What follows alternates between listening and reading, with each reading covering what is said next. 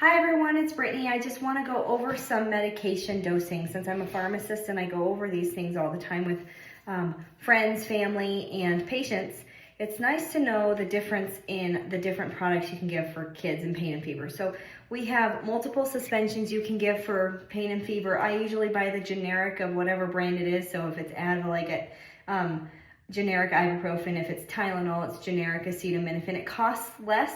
It's the same active ingredient. The one thing that I do like to point out is when I buy the different products, I always go with the dye-free because my kids are very sensitive to dyes and I don't think they should be putting dyes in medicines anyway. So it's just one more filler that I don't like. There is a brand of acetaminophen called Genexa that I started using with my kiddos, and it's made out of agave and acetaminophen and like blueberry extract or something. Super, super simple.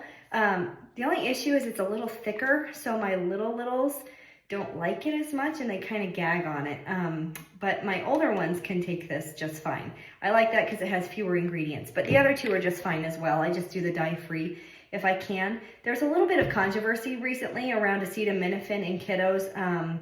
Some people are claiming that it may or may not cause autism. There are no big studies that show that it causes autism. I have been using acetaminophen in all of my kids. They've been doing just fine, but I know that autism is a very scary and very real thing. So if you're a little uncomfortable using acetaminophen, that's okay. We still have ibuprofen. And in fact, for me and my kiddos, ibuprofen works better to cut fevers. So I generally use the ibuprofen products when they have fevers.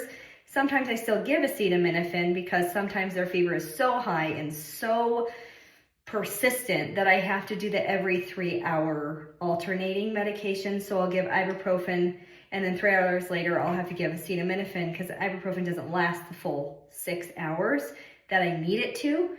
So I kind of, supplement in the middle with the acetaminophen. But if you can get away with just ibuprofen, that's totally fine too. I also do the cool compresses. I've been putting cool compresses on their feet. I even tried this onion paste on the chest the other day, and that dropped my daughter's low fever of like 99 down to like 97. So that worked. But when my kids have high fevers like my daughter right now at 103, it just won't give in. We're on day 4 at this point. I'm still alternating with the ibuprofen and acetaminophen products. And I wanted to bring that up because we have this pain and fever dosing guide as well. And the other thing that I need to make sure I'm doing for my daughter is dosing her correctly because she is 5, but she's a little 5.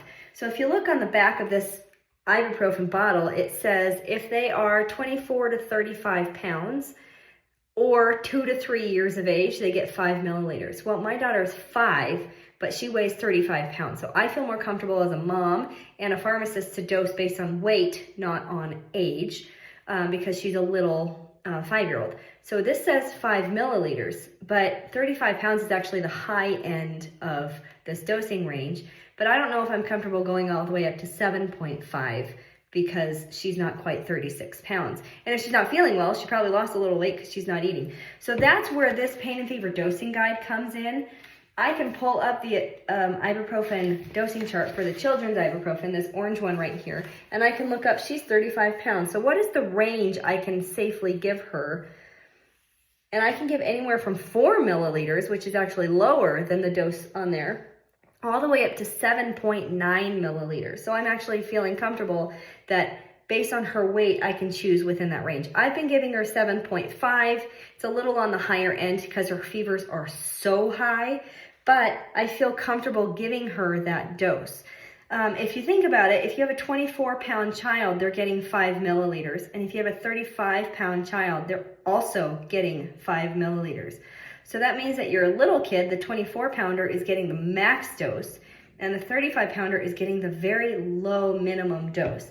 My daughter is not responding to the 5 milliliters. So if I was going off of this dosing guide, my daughter's fever would go from 103 to 102, and she'd be just as miserable, feeling awful. But because I know I can go all the way up to 7.9, I feel comfortable giving her a slightly higher dose that's not written on this dosing chart, but I know I can get it because it's in the book.